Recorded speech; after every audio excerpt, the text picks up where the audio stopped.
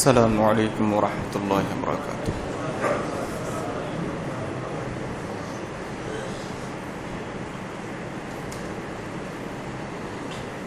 رب لك الحمد كما ينبغي لك لجلال وجهك وعظيم سلطانك. اللهم صل وسلم على محمد وعلى آله وأصحابه وبارك. أما بعد،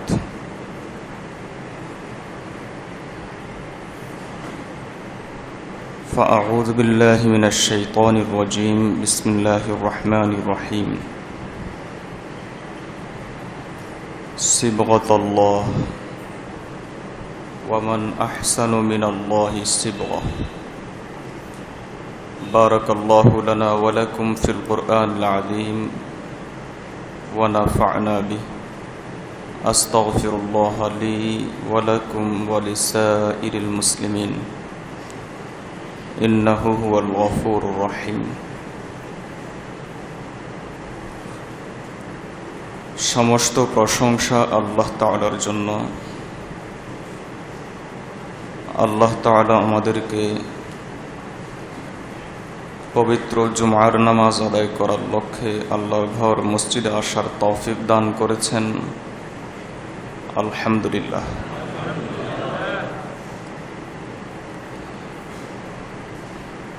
আপনারা লক্ষ্য করেছেন গত 2-3 সপ্তাহ থেকে ইসলামের চারিত্রিক ইবাদতগুলো সম্পর্কে আলোচনা করে আসছিলাম।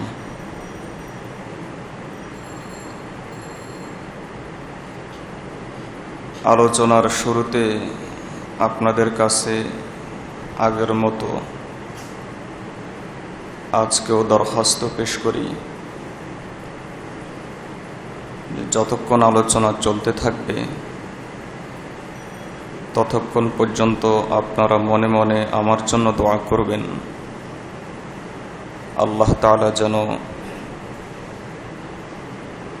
কথাগুলোর উপর প্রথমে আমাকে আমল করার তৌফিক দান করেন। আমিও আপনাদের জন্য দোয়া করতে থাকব, আল্লাহ যেন আপনাদেরকেও আমল করার তৌফিক দান করেন। সামনে রমজান আসছে। আজকে রজব মাসের 30 তারিখ। 1 মাস পরেই রমজান। আপনাদেরকে আগেও হাদিস শুনিয়েছিলাম যে রমজান হলো রহমত, মাগফিরাত এবং নাজাতের মাস।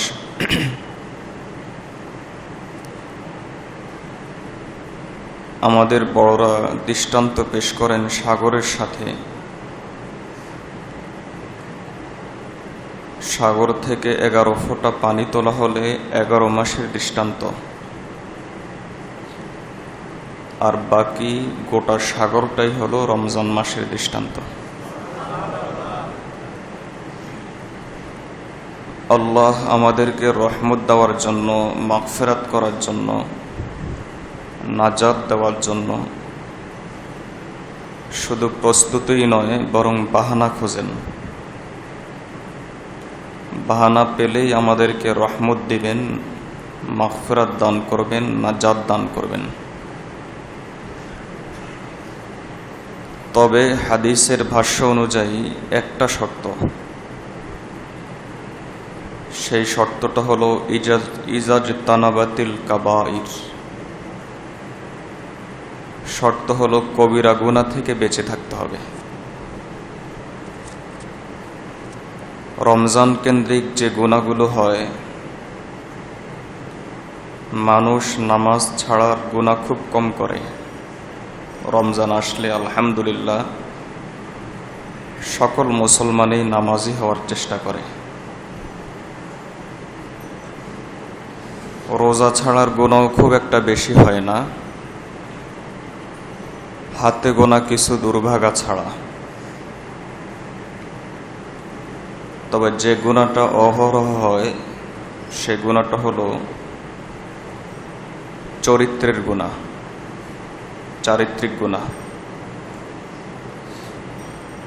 কয়েকদিন আগে শুনেছি রমজানে নাকি খেলাও শুরু হবে। আল্লাহর কাছে পানা চাই, এমন অনেক লোক দেখা যাবে যে রমজানে রোজা রেখেছে কিন্তু খেলাধুলাতে মত্ত। টেলিভিশনের সামনে বসে থাকার তথা মুসলিম উম্মার রমজানের রোজার পবিত্রতা নষ্ট করার এটা একটা প্ল্যান ওয়াইজ আয়োজন। অমুসলিমদের গভীর চক্রান্তের একটা অংশ। যে মুসলমান এই চক্রান্তে জেনে শুনে পা দিবে তাকে ধ্বংসের হাত থেকে বাঁচানোর জন্য কারো কাছে কোনো হাতিয়ার নেই। হাকিমুল উম্মত আশরাফ আলী থানভী রহমতুল্লাহ আলাইহি বলতেন, দুটা রোগ এমন আছে যে দুটা রোগের চিকিৎসা কোনো আলেম ওলামার কাছে নেই। এবং তিনি একথাও বলেন যে আমি পরিপূর্ণ নিশ্চয়তার সাথে এটা বলি, কোরআন এবং সুন্নাহকে সামনে আনলে বোঝা যায় এই দুইটা রোগের চিকিৎসা আল্লাহ কোনো নবীকেও দান করেননি। একটা হলো অলসতা। অলসতার কোনো চিকিৎসা নেই। কোনো মুসলমান যদি অলস থাকতে চায় যে সে দিনের কাজও করবে না দুনিয়ার কাজও করবে না, এর কোনো চিকিৎসা নেই। অলস লোকের কোনো চিকিৎসা নেই। আর দ্বিতীয় রোগ হলো, যদি আমি এই কথার সিদ্ধান্ত নিয়ে ফেলি জেনে শুনে আমি গুনার কাজ করব, গুনার আয়োজনে আমি জেনে শুনে শরিক হব, আমি ভালো হব না, ভালো হওয়াটা আমার ধাতের বাইরে, এমন সিদ্ধান্ত যদি নিয়ে ফেলি তাহলে কোনো নবীও তাকে ভালো করতে পারবে না। রমজানের যে সামনে রমজান আসছে সে রমজানে আমি যদি হালাল খাওয়ার চিন্তা না করি, যদি আমি চোখের হেফাজত করার চিন্তা না করি, যদি আমি খেলাধুলায় মত্ত থাকার প্ল্যান এখন থেকে শুরু করি, তাই জুমার ওয়াজও কাজ হবে না, আলেম ওলামার ওয়াজও কাজ হবে না। কারণ এই রোগের কোনো চিকিৎসা নেই। আল্লাহ সেই ব্যক্তিকে হেদায়েত দান করেন যে ব্যক্তি হেদায়েত চায়। আল্লাহ সেই ব্যক্তিকে সৎ পথ দান করেন যে ব্যক্তি সৎ পথ আল্লাহর কাছে কামনা করে। যে ব্যক্তি আল্লাহর কাছে এগুলো চায় না, আল্লাহ হেদায়েতের মুখাপেক্ষী নন, হেদায়েতের মালিক। আমরা হেদায়েতের মুখাপেক্ষী, আমরা হেদায়েতের মুহতাজ। মালিকের কাছে মুহতাজ মুখাপেক্ষী যে সে এমনভাবে চাইতে হয় যে আমার দরকার। আমি যদি আমার জীবন আচরণ দ্বারা একথা বুঝাই যে আমার দরকার নাই, তাহলে আল্লাহর দেওয়ারও দরকার নাই। এজন্য বিষয়গুলোর প্রতি খুব খেয়াল করবেন। চারিত্রিক ইবাদতের মোটা দাগে আরো কিছু ইবাদতের কথা বলবো। সামনে যেহেতু শবে বরাতও আসছে, রমজানও আসছে, যেন ওই কেন্দ্রিক আলোচনাগুলো শুরু করতে হবে। রমজানের প্রস্তুতি যেন গ্রহণ করতে পারেন, এর জন্য ভূমিকা হিসাবে কথাগুলো বললাম। ইসলামের চারিত্রিক আরেকটা ইবাদত হলো কানের হেফাজত করা। শ্রবণ শক্তির হেফাজত করা। হযরত আব্দুল্লাহ ইবনে ওমর রাদিয়াল্লাহু তাআলা আনহু রাসূলুল্লাহ সাল্লাল্লাহু আলাইহি ওয়াসাল্লামের একজন আশিক সাহাবী। এমনিতে তো সব সাহাবী আল্লাহ রাসূল সাল্লাল্লাহু আলাইহি ওয়াসাল্লামের আশিক ছিলেন, কিন্তু আব্দুল্লাহ ইবনে ওমর রাদিয়াল্লাহু তাআলা আনহুর ইশকে রাসূল ইতিহাসের পাতায়, হাদিসের কিতাবে একটু বেশি পাওয়া যায়। হযরত ওমর রাদিয়াল্লাহু তাআলা আনহুর সন্তান আব্দুল্লাহ ইবনে ওমর রাদিয়াল্লাহু তাআলা আনহু একবার তার গোলাম সালিম তার সাথে একটা পথ দিয়ে যাচ্ছিলেন। তখন তিনি রোডের ওপার থেকে গানের আওয়াজ শুনলেন। সাথে সাথেই তিনি দুই হাত কানের মধ্যে দিয়ে বসে গেলেন। বললেন যে, সালেম, আওয়াজ শোনা যাচ্ছে কিনা? কিছুক্ষণ পর বললেন যে, আল্লাহ রাসূলের সাহাবী, আওয়াজ বন্ধ হয়ে গেছে। তখন তিনি দুই কান থেকে দুই হাত সরালেন। তারপর বললেন, আমি ঠিক এই পথ দিয়ে রাসূলুল্লাহ সাল্লাল্লাহু আলাইহি ওয়াসাল্লামের সাথে যাচ্ছিলাম।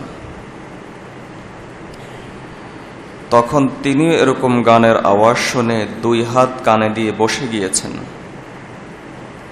আর তিনিও আমি যেমন তোমাকে জিজ্ঞেস করেছি, তিনিও আমাকে জিজ্ঞেস করেছিলেন গানের আওয়াজ শোনা যাচ্ছে কিনা। আমিও যখন বলেছি যে গানের আওয়াজ শোনা যায়নি, তখন তিনি দুই হাত কান থেকে বের করে তিনি আমাকে বললেন, হে আব্দুল্লাহ, শুনে রাখো, ইন্নাল গিনা ইউনবিতুন নিফাকা ফিল কলব। গান মানুষের অন্তরে মুনাফিকি সৃষ্টি করে। সোজা কথা নয়, মুনাফিকি মানে যেটা কুফরি এবং মুনাফিকের মাঝে আসলে কোনো ব্যবধান নেই। একটা ব্যবধান আছে। একজন বেঈমান তার বেঈমানের বেলায় সরল, আর একজন মুনাফিক তার ইমানের বেলায়ও 2 নম্বর, বেঈমানের বেলায়ও 2 নম্বর। এজন্য বেঈমান হলো এক অপরাধী, আর মুনাফিক হলো ডাবল অপরাধী। ইন্নাল মুনাফিকিনা ফি দারকিল আসফাল মিনান নার। জাহান্নামের সবচাইতে নিম্নের স্তরের হলো মুনাফিক। সবচাইতে জঘন্য শাস্তি পাবে আবু জাহাল, আবু লাহাব থেকে বেশি শাস্তি পাবে আব্দুল্লাহ ইবনে উবাইরা, যারা কুখ্যাত মুনাফিক ছিল।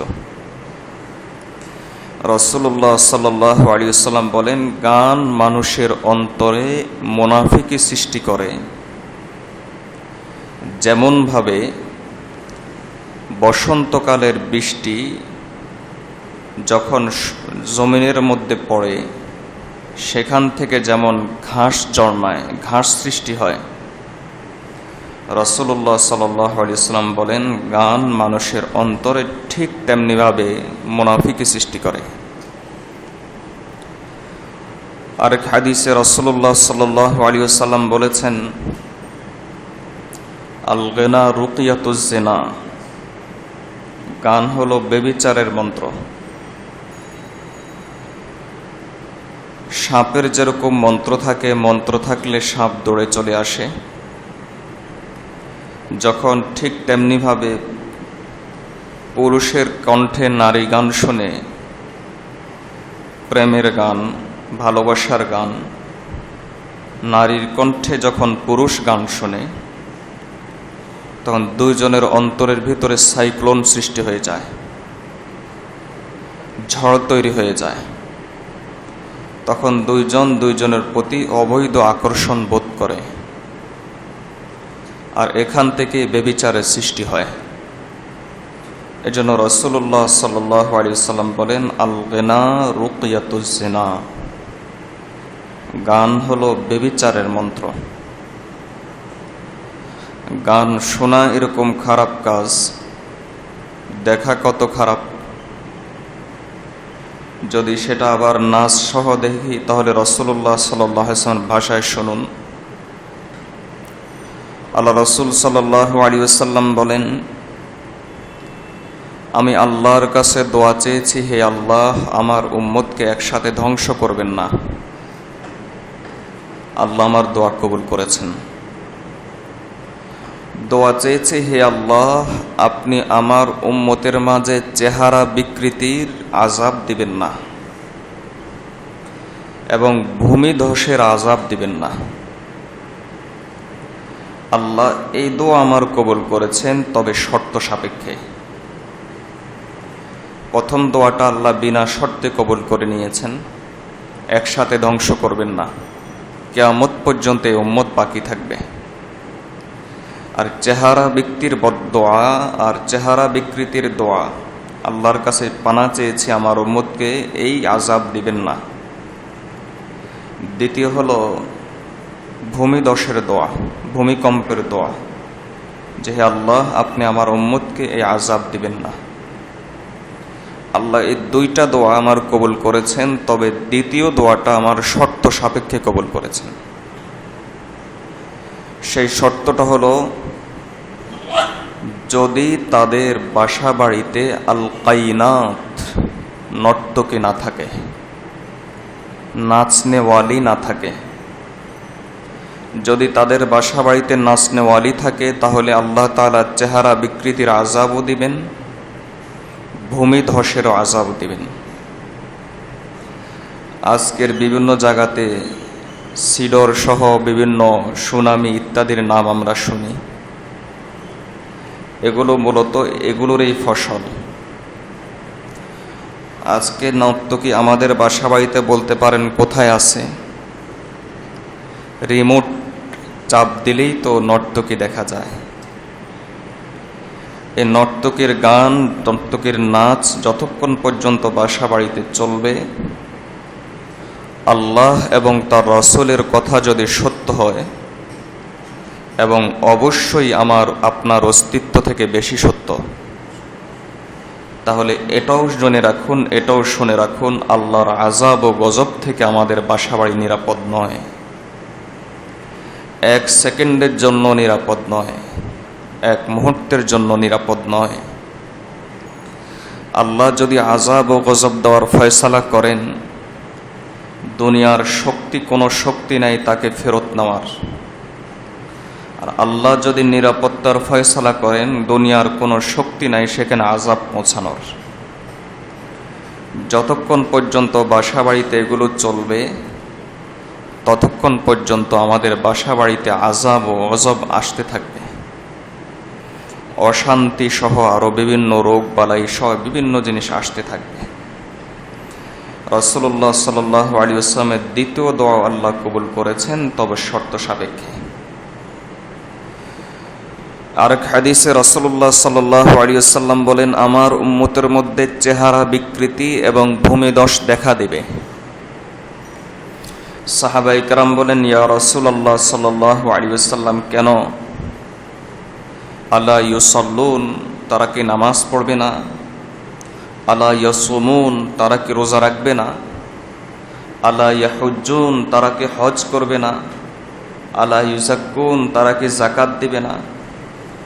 রাসূলুল্লাহ সাল্লাল্লাহু আলাইহি ওয়াসাল্লাম বলেন, সবই করবে।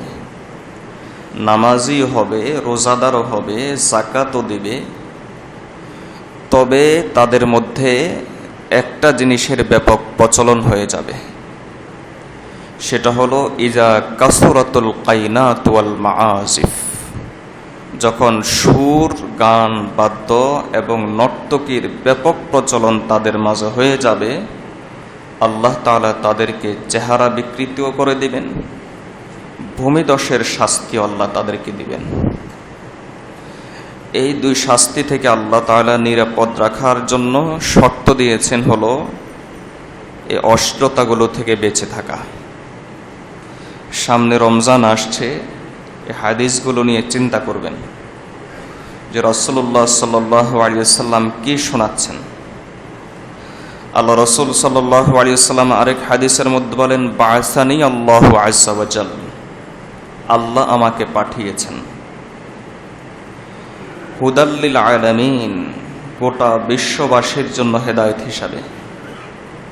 ওয়া রাহমাতাল্লিল আলামিন, গোটা বিশ্ববাসীর জন্য রহমত হিসাবে। ওয়া আমারানি আযজা ওয়া জাল, আর আল্লাহ তাআলা আমাকে বিশেষভাবে নির্দেশ দিয়েছেন। আল্লাহ তাআলা আমাকে বিশেষভাবে নির্দেশ দিয়েছেন। দেখুন কাকে নির্দেশ দিচ্ছেন? আমাদের নবী মুহাম্মদুর রাসূলুল্লাহ সাল্লাল্লাহু আলাইহি ওয়াসাল্লামকে, যার সম্পর্কে আমাদের কবর জগতে প্রশ্ন হবে, মান হাযার রাজুল, এই লোকটাকে। সে নবী মুহাম্মদুর রাসূলুল্লাহ সাল্লাল্লাহু আলাইহি ওয়াসাল্লাম যদি আমাকে উম্মত হিসাবে পরিচয় না দেন, যদি বলেন যে তুমি আমার উম্মত না, তাহলে আমার আর আপনার হাসর আল্লাহর দরবারে কেমন হবে? রাসূলুল্লাহ সাল্লাল্লাহু আলাইহি ওয়াসাল্লাম বলেন, আমারানি আযজা ওয়া জাল, আল্লাহ আমাকে নির্দেশ দিয়েছেন লিমাহকিল মাআজিফ ওয়াল কাইনাত, গান বাদ্যের যন্ত্রগুলোকে নির্মূল করার জন্য। ওয়া বাআসানি আযজা ওয়া জাল্লা লিমাহকিল আওসান, আল্লাহ তাআলা আমাকে নির্দেশ দিয়েছেন মূর্তিগুলোকে ভেঙে ফেলার জন্য। আজকে আমাদের ঘরে ঘরে মূর্তি, ঢাকা শহরে তো রাস্তায় রাস্তায় মূর্তি। আল্লাহ তাদেরকে হেদায়েত দান করুক যারা এই সমস্ত শিরিকের প্রচলন করেছে। মুসলিম সমাজে যারা শিরিক এভাবে ঢুকাচ্ছে, আল্লাহ তাদেরকে হেদায়েত দান না করুক। হেদায়েত যদি তাদের নসিবে না থাকে, মুসলমানদের ঈমান রক্ষার্থে আল্লাহ তাদেরকে ধ্বংস করুক। আল্লাহ তাআলা আমাকে পাঠিয়েছেন মূর্তিগুলোকে ধ্বংস করার জন্য। রাসূলুল্লাহ সাল্লাল্লাহু আলাইহি ওয়াসাল্লাম বলেন, আজকে আমাদের বাসায় বাসায় মূর্তি, বাসায় বাসায় ঘরে ঘরে মূর্তি, পুতুলের নামে মূর্তি ঢুকে গেছে। আপনার ছেলে মেয়েকে বড় করার জন্য পুতুল দিয়ে বড় করতে হবে তা তো জরুরি ছিল না আল্লাহর বান্দা। আপনার ঈমান হেফাজত করার দায়িত্ব আপনার ছেলে মেয়েকে হেফাজত খুশি করার দায়িত্বের আগে। এমনকি আপনার স্ত্রী, আপনার পরিবার পরিজনকে খুশি করার আগে আপনার ঈমানের হেফাজতের দায়িত্ব তো আছেই। এমনকি তাদের হেফাজতের দায়িত্বের আগেও আপনার ঈমানের হেফাজতের দায়িত্ব। যদি আপনার ঈমান হেফাজত করতে গিয়ে আল্লাহ মাফ করুক, তারা যদি ক্ষতির সম্মুখীন হয়, বিপদের সম্মুখীন হয়, তাহলে এটাই হলো আপনার ঈমান, এটাই হলো আমার ঈমান, এটাই আমার কাছে ইসলাম চায়। আল্লাহ চান যে তাদেরকে ক্ষতির মুখে প্রয়োজনে ঠেলে দেব, তবু আমার ঈমানকে হেফাজত করব। ঈমানের সাথে পারিবারিক সূত্র ধরে, অন্য কোনো সূত্র ধরে কোনো প্রকার কম্প্রোমাইজ আল্লাহ করেন না। আমলের ব্যাপারে কম্প্রোমাইজ করেন, আমল ত্রুটি হলে আল্লাহ মাফ করেন, গুনাহ হয়ে গেলে মাফ চাইলে আল্লাহ মাফ করেন। ঈমান নষ্ট হয়ে গেলে আল্লাহ বলেন, এটা আমার সিদ্ধান্ত, আমি ইচ্ছা করলে মাফ করতে পারি, তবে আমার সিদ্ধান্ত হলো আমি আল্লাহ মাফ করি না। এটা আমার সিদ্ধান্ত। আল্লাহ সব কিছুকেই সহ্য করেন, কিন্তু ঈমান নষ্ট হওয়াটাকে আল্লাহ সহ্য করেন না। তো রাসূলুল্লাহ সাল্লাল্লাহু আলাইহি ওয়াসাল্লাম বলেছেন, মূর্তিগুলোকে নির্মূল করার জন্য আল্লাহ আমাকে পাঠিয়েছেন, গান বাদ্যের যন্ত্রকে নির্মূল করার জন্য আল্লাহ আমাকে পাঠিয়েছেন। আমাদের বাসা বাড়িতে এগুলো আছে কিনা আমরাই নিজেরাই বিচার করি, নিজেরাই চিন্তা করি যে সামনে যে রমজান আসছে, যে রমজানকে তুলনা করা হয়েছে সাগরের সাথে, যে রমজানকে তুলনা করা হয়েছে সাগরের সাথে, আর 11 মাসকে তুলনা করা হয়েছে 11 ফোঁটা পানির সাথে, সেই রমজান আমাদের সামনে আসছে। সে রমজানের এই রহমত, মাগফিরাত এবং নাজাত নেওয়ার মতো উপযুক্ত আমি আমাকে করতে পারছি কিনা। এত আগে এই সমস্ত ওয়াজের এজন্য দরকার হয়, যেহেতু আমাদের কাছে গুনাহ এখন এত বেশি মজার হয়ে গিয়েছে যে কবিরা গুনাহ অভ্যস্ত হতে হতে মানুষ যখন আফিমে অভ্যস্ত হয়ে যায়, নেশাতে অভ্যস্ত হয়ে যায়, সেগুলো ছাড়াতে যেমন কষ্ট হয়, আজকে আমাদের কাছে কবিরা গুনাহ ছাড়াতে এরকম কষ্ট হচ্ছে। কবিরা গুনার নেশাতে আমরা অত্যন্ত বেশি মত্ত হয়ে গিয়েছি। আল্লাহর কাছে পানা চাই, আল্লাহর কাছে হেফাজত চাই। আল্লাহ আমাদের সকলকে সব ধরনের কবিরা গুনাহ থেকে বেঁচে থাকার তৌফিক দান করুন। আপনাদেরকে হাদিস শুনিয়ে দিচ্ছি যে নিরাশ হওয়ার কিছু নাই। আল্লাহর রহমত থেকে নিরাশ হওয়াও কবিরা গুনাহ, আবার আল্লাহর আযাব থেকে উদাসীন হওয়া কবিরা গুনাহ, দুটাই কবিরা গুনাহ। আমি গুনাহ করার কারণে আল্লাহর রহমত থেকে নিরাশ হয়ে গেছি, যে মনে হয় আল্লাহ আমাকে রহমত দিবেন না, এটাও কবিরা গুনাহ। আবার আল্লাহর গুনাহ করার কারণে এত বেশি গুনার ভিতরে মত্ত হয়ে আছি যে আল্লাহর আযাবের ভয়ে নাই, এটাও কবিরা গুনাহ।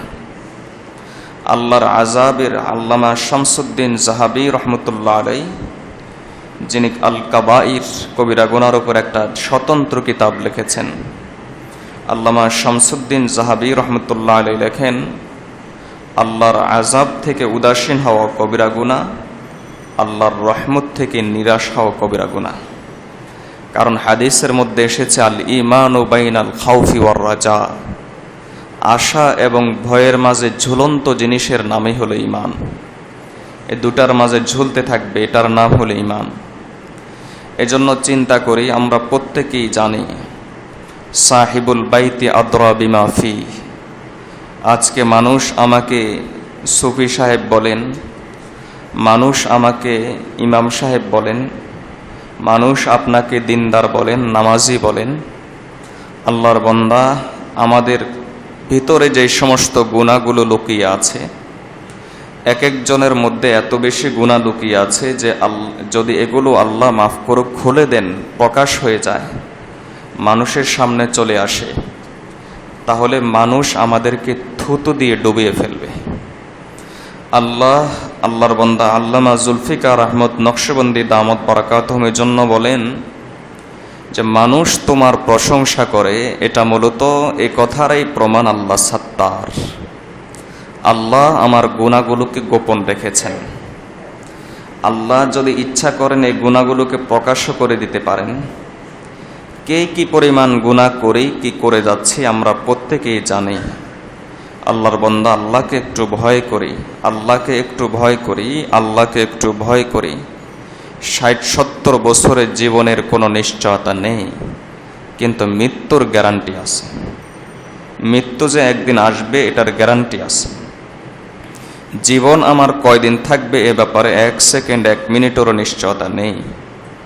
মৃত্যু যে আসবে এ কথার গ্যারান্টি আছে আল্লাহর বান্দা, এ কথার গ্যারান্টি আছে, গ্যারান্টি আছে।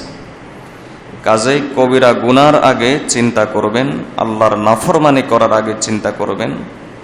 গান বাদ্যগুলো এগুলোর পিছনে ডুবে যাওয়ার আগে চিন্তা করবেন, অশ্লীলতার পিছনে ডুবে যাওয়ার আগে চিন্তা করবেন। আল্লাহ কিয়ামতের দিন এগুলোকে লিকুইড করে জাহান্নামের আগুনে জ্বালিয়ে যখন আমার কানের মধ্যে দিবে এবং আমার চোখের মধ্যে দিবে, একথা এত বেশি সত্য, এত বেশি সত্য, এত বেশি সত্য, আপনি আজকে মসজিদে এসেছেন, এটা যেমন সত্য, এর চাইতে লক্ষ কোটি গুণ বেশি সত্য, আল্লাহর কসম। আল্লাহ আমাদেরকে বিষয়গুলো বুঝার তৌফিক দান করুন, এগুলোর উপর আমল করার তৌফিক দান করুন। যারা সুন্নাত পড়েন না, সুন্নাত পড়ে নেন।